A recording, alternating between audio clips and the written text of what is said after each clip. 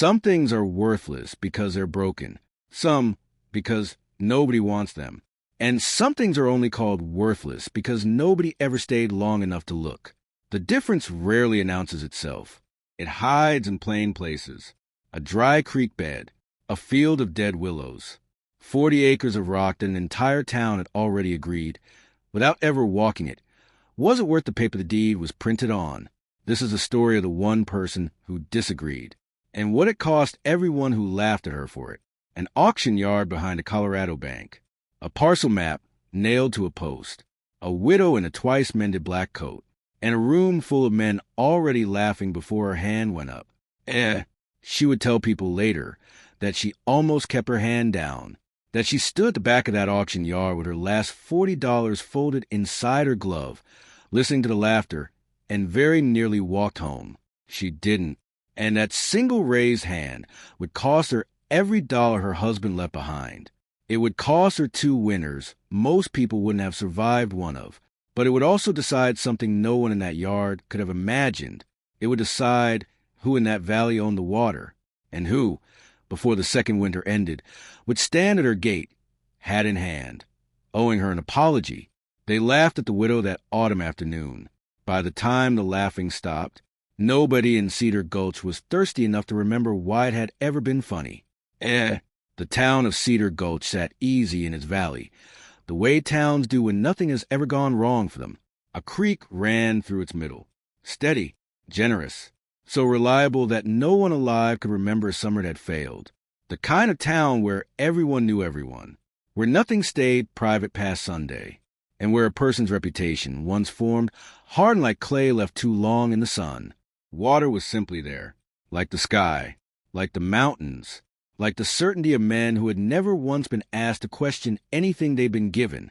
Cedar Gulch had never gone thirsty, not once in 50 years, which is why nobody, not the banker, not the council, not a single man at the general store, ever thought to ask what would happen if it did. Clara Boone had been a widow for 18 months, long enough for the casseroles to stop, long enough for the town to move from pity to opinion. Her husband had died with his debts unfinished, the way he died with everything unfinished, a homestead sold to cover them, a future folded up and put away like a coat that no longer fit anyone.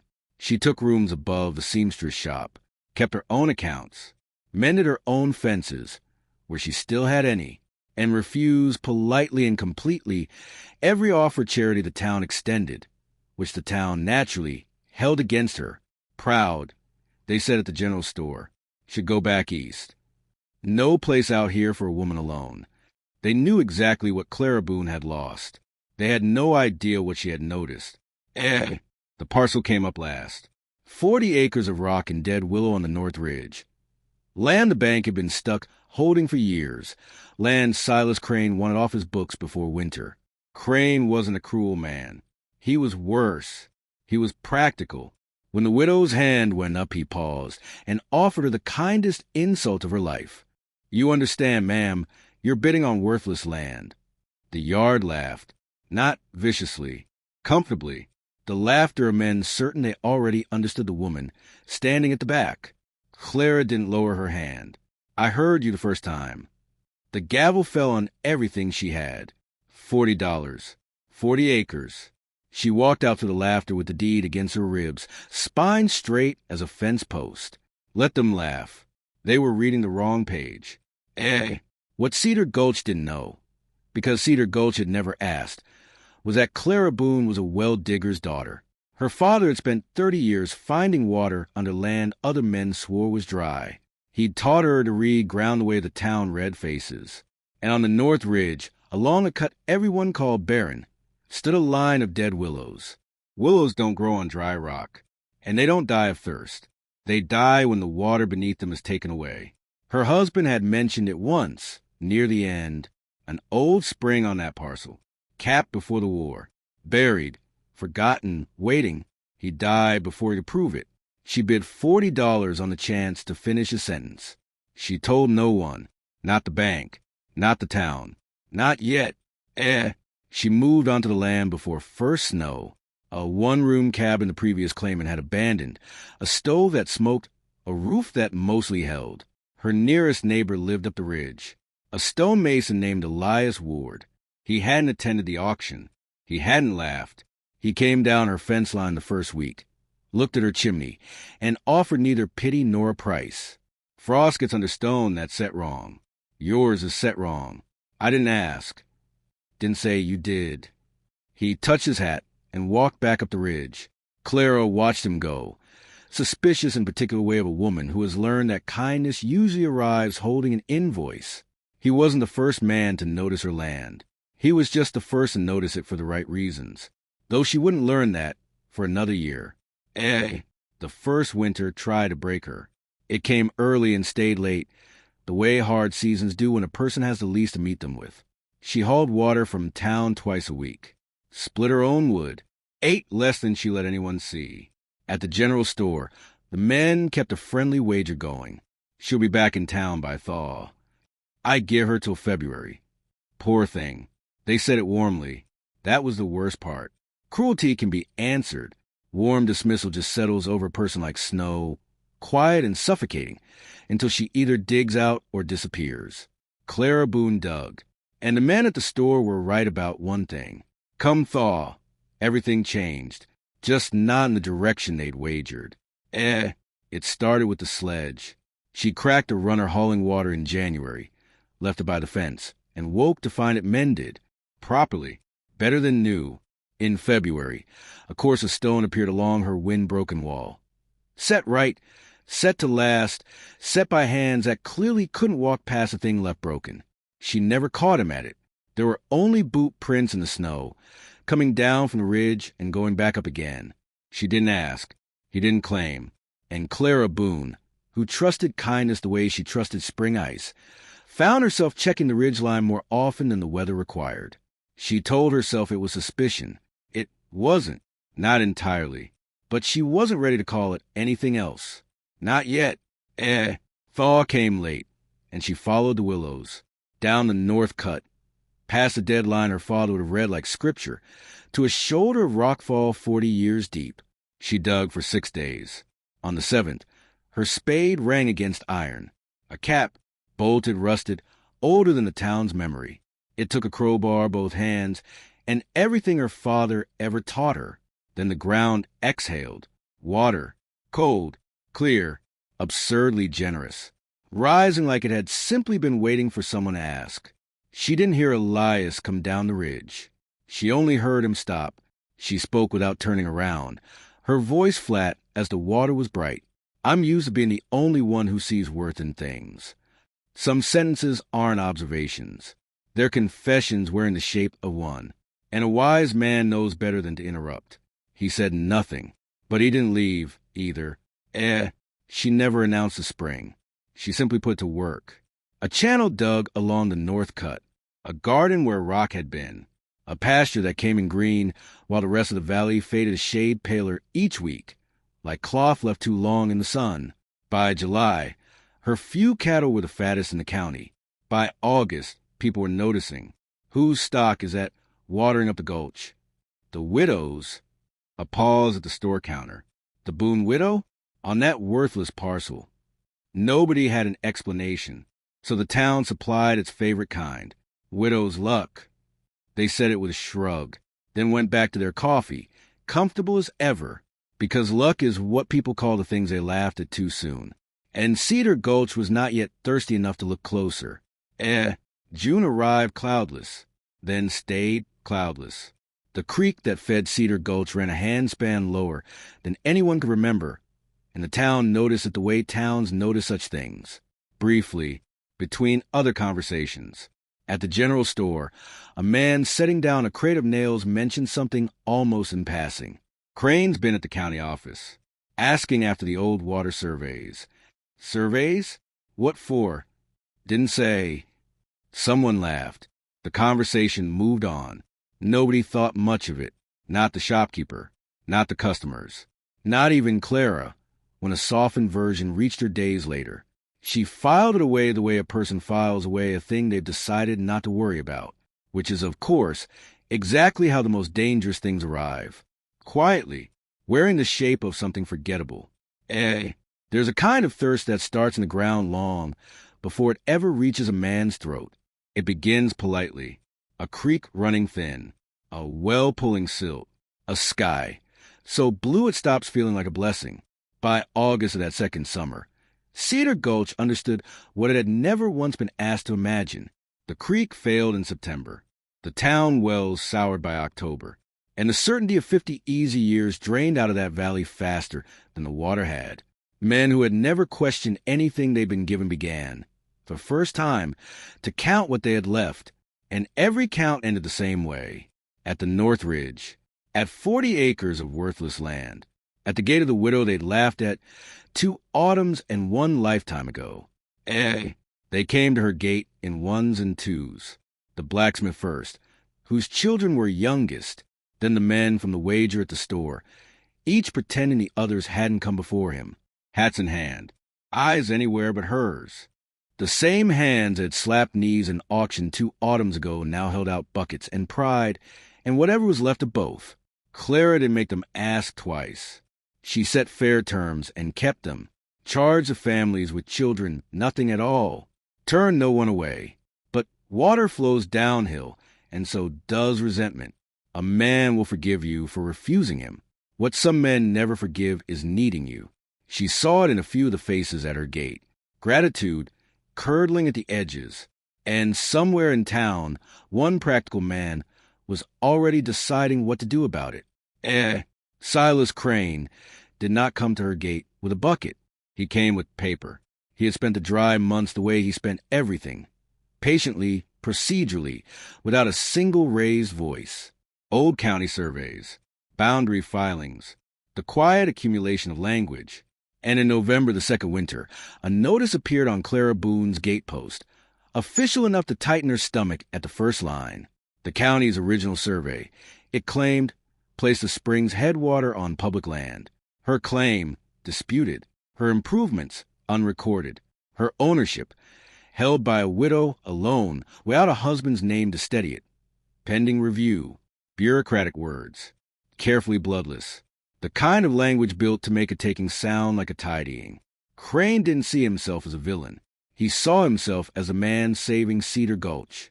That was what made him dangerous. The notice sat on her kitchen table for a full day, untouched, the way a person leaves a thing alone hoping it will change its mind. This wasn't a cracked runner. This wasn't a broken wall. This was the one thing she had built entirely on her own, being quietly taken apart by men who had never once walked the land they were describing. For the first time since the auction, Clara Boone did not know how to fix a thing in front of her. Elias found her there the next morning. He didn't ask permission to sit. He simply did. Tell me? And for once, she did. All of it. The willows, the cap, her father, her husband's unfinished sentence. Elias listened without interrupting. Then he said the one thing she never saw coming. I cut the boundary stones for that survey 30 years ago. He looked at the notice. And the stone Crane's map points to isn't one of mine. His initials, he explained, were cut into the base of every true marker on that ridge. E.W. Set there when he was 19, working chain and chisel for the county surveyor, along with something better, the surveyor's field books, kept all these years in a trunk, because some men cannot throw away a thing that was done properly. For 2 weeks they worked in the quiet, bearings checked twice, a true marker dug from beneath a rock slide, initials still sharp under moss. Hope rose in her like water under iron, and frightened her nearly as much. Word reached Crane. Of course. Word always did. He received it calmly, standing at his office window above the thirsty town. Field books fade, he said quietly. Stones can be moved. And come January, thirsty men don't read maps. A pause. By spring, that land will be worthless again to her. The hearing was set for the coldest week of winter. The hall filled an hour early. Farmers still in their work clothes. Shopkeepers who closed their doors for the first time in memory. Every man who had laughed in auction, and every man who had stood at her gate since, which was, by that winter, very nearly the same list. Nobody wanted to miss it. Not because they understood what was truly at stake. Because they sensed The way small towns sense these things, that something was about to be decided that could not be undecided afterward. Clara sat near the front, spine straight, hands folded. No notes. Elias sat beside her, silent, steady, a canvas-wrapped bundle at his feet, and a leather field book worn round at the corners resting on his knee. At the council table, composed and certain, sat Silas Crane. By the time the gavel fell that night, Cedar Gulch would understand something about the widow it had never once bothered to ask. Crane rose first. Smooth. Practiced. He did not attack the widow. He mourned her. He spoke of a hard winter, of a town's survival, of water that, surely, belonged to every family in that valley and not to one fence line. He spoke of the survey, of the disputed headwater, of a claim held by a woman alone, through no fault of her own, without the documentation these times require. Reasonable, regretful, perfectly aimed. And the room shifted toward him, the way thirsty rooms do when a careful man offers to make taking sound like fairness. Several council members nodded slowly. Crane sat down, certain the matter was already settled. He had won rooms like this one before. He had no idea this one was already lost. Then Clara Boone stood. No papers. No lawyer. Just the same straight spine she'd carried out of that auction yard 2 winters earlier. When my husband died, this town told me a woman couldn't hold land alone. Her voice carried easily. I held it anyway. When I bid on the North Ridge, this town laughed at me. A pause. I built anyway. When my pasture came in green, you called it luck, because luck was easier than admitting you'd been wrong. Her eyes found Crane. Steady, unflinching. You called that land worthless. You were never describing the land. She let it sit. You were describing how carefully you looked at it. And at me, she sat down. The silence that followed wasn't empty. It was full. Full of a town recalculating everything it thought it knew about the woman it spent 2 years describing in comfortable, dismissive whispers. Crane rose to steer the room back toward procedure. Sentiment is admirable, but land is settled by surveys. And the survey, he didn't finish, because Elias Ward stood. The room shifted, curious, watching the quiet stonemason walk forward with a field book and a canvas bundle. He set the book on the council table, opened it to a page dated 30 years back, then unwrapped the canvas. A boundary stone, moss-darkened, and cut into its base, still sharp, a W. I set every true marker on that ridge myself, he said. My initials are in the county register, page 41. The stone Mr. Crane's map relies on carries no mark at all. He looked at Crane, calm and unbothered. The survey is mistaken. It's convenient. There's a difference. The chairman studied the field book a long moment, then looked up, curious. Mr. Ward, why would a stonemason keep 30-year-old field books? Elias glanced at Clara, then back at the room. Because things worth keeping get called worthless all the time. I've made a habit of noticing them. A pause. It's a habit that served me well lately. Only Clara understood he wasn't talking about stones. The council's decision came swiftly. Unanimous. The Boone claim, fully upheld. Crane left the hall without speaking to anyone. Composed on the surface, diminished underneath. Men like Crane rarely lose loudly. They simply stop mattering, and the town gradually begins to notice. In March, the bank made one final offer, 3 times what she'd paid, to buy the worthless land back. Clara declined without anger. Then she did the thing nobody expected, and the thing everybody should have. She granted the valley its water, at cost, for good, because vindication, she had learned, didn't require anyone to go thirsty to be complete. On a pale morning at winter's end, she stood with Elias at the spring, watching it run beneath a skin of ice. Still the only one who sees worth in things? He asked. Clara considered it. No, she said, not the only one. Not anymore. Below the ice, the spring ran on, steady, certain, 40 acres of worthless land, carrying an entire valley, the way some things do, once somebody finally stays long enough to look.